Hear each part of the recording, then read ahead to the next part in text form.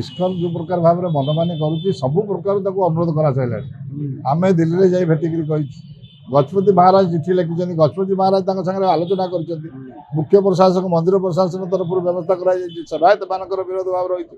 ଗଣମାଧ୍ୟମ ଭକ୍ତ ସମସ୍ତେ ବର୍ତ୍ତମାନ ଏଇ ଜିନିଷଟାକୁ ନାପସନ୍ଦ କରୁଛନ୍ତି। ସମସ୍ତେ ଏ ବିଷୟରେ ସ୍ୱର ଉତ୍ତୋଳନ କଲେଣି।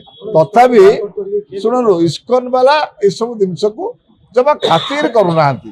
ତେଣୁକରି ଆମେ ଗୋଟିଏ ଜିନିଷ ହେଉଛି ଯେ ବର୍ତ୍ତମାନ ଆମର ୟା ପରେ ଗୋଟେ ସ୍ୱତନ୍ତ୍ର ଭାବରେ ଯେଉଁ ନୂତନ ପରିଚାଳନା କମିଟି ବର୍ତ୍ତମାନ ତ ଆସିପାରିଲାନି ଆଜି ଯାଏଁ, ଯଦି ବି ୟା ଭିତରେ ଆସେ ତାହେଲେ ସେମାନଙ୍କ ଭିତରେ ଗୋଟେ ଆଲୋଚନା ହେଇକି ଗୋଟେ ସ୍ୱତନ୍ତ୍ର ଆଇନ ୟା ପାଇଁ ଅଣାଯାଉ।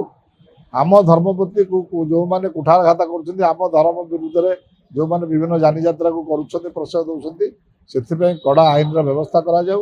ଏବଂ ଯେଉଁମାନେ ତାକୁ ଗୋଟେ ରାଜନୈତିକ ପ୍ଲାଟଫର୍ମ ଉପରେ ବିରୋଧ ହଉ, କାହିଁକି ନା ସମସ୍ତ ରାଜନୈତିକ ଦଳ ଆକୁ ବର୍ତ୍ତମାନ ଆଗେଇ ଆସିବା ଦରକାର।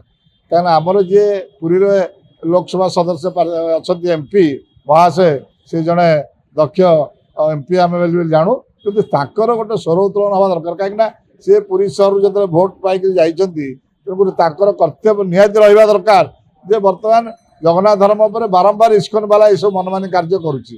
ତେଣୁକରି ସେମାନେ ଚାହିଁଲେ ଦିଲ୍ଲୀରେ ଆମର ଯେଉଁ ଅଛି ଇଂଲଣ୍ଡର ହାଇ କମିଶନ ପାଖରେ, ସେଠି ତାଙ୍କ ପାଖରେ ପ୍ରତିବାଦ ରଖିପାରିବେ, ପାର୍ଲାମେଣ୍ଟରେ ଏଇ ଜିନିଷ ଉଠେଇ ପାରିବେ। ଏସବୁ ଜିନିଷ ଉଠିଲେ ନିଶ୍ଚିତ ଭାବରେ ଗୋଟେ ରାଜନୈତିକ ପ୍ଲାଟଫର୍ମରେ ଏସବୁ ଜିନିଷ ଯଦି ଆରମ୍ଭ ହେବ, ମୁଁ ଭାବୁଛି ମଧ୍ୟ କିଛି ଫଳପ୍ରଦ ହେଇପାରେ। ନାଇଁ, ଏଭଳି ଘଟଣାକୁ ବର୍ତ୍ତମାନ ତ ଆମେ ତ ଯେତେବେଳେ ଦେଖିଲେ ବାରମ୍ବାର ଏସବୁ ଜିନିଷ ଭିତରେ ଭୋକେ ସେମାନେ କରୁନାହାନ୍ତି, ତା ବାଦ କାହିଁକି ଏସବୁ ଜିନିଷ ପ୍ରତି ସମସ୍ତେ ନୀରବ ସେଇଟା ଆମେ ଜାଣିପାରୁନୁ। ତେଣୁକରି ଏହା ପାଇଁ ସ୍ୱତନ୍ତ୍ର ଭାବରେ ଗୋଟେ ଆନ୍ଦୋଳନର ଆବଶ୍ୟକତା ରହୁଛି, ଯେଉଁଥିରେ ଭକ୍ତମାନଙ୍କଠୁ ଆରମ୍ଭ କରିକି ରାଜନୈତିକ ଦଳଠୁ ଆରମ୍ଭ କରି ସବୁ ସ୍ତରରେ ଏ ଆନ୍ଦୋଳନ ହେବାର ଆବଶ୍ୟକତା ରହୁଛି। ଯେ ଆଉ ସମୟ ନାହିଁ।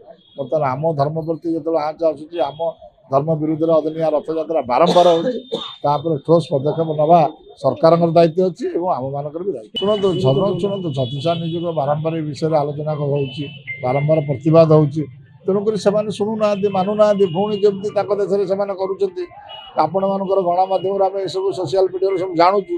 ଜାଣିଲେ ବିରୋଧ ଭାବ, ସେ ବିରୋଧ ଭାବ ସେଠି ପଡ଼ୁନି, ସେ ପ୍ରଭାବ ସେଠି ପଡ଼ୁନି। ତେଣୁକରି ଆମେ ଆଶା କରିବା ଏହାର ଦୃଢ଼ ପ୍ରତିବାଦ ହେବା ଆବଶ୍ୟକତା ହେଉଛି ଏବଂ ରାଜନୈତିକ ଫର୍ମର ହେବା ଦରକାର।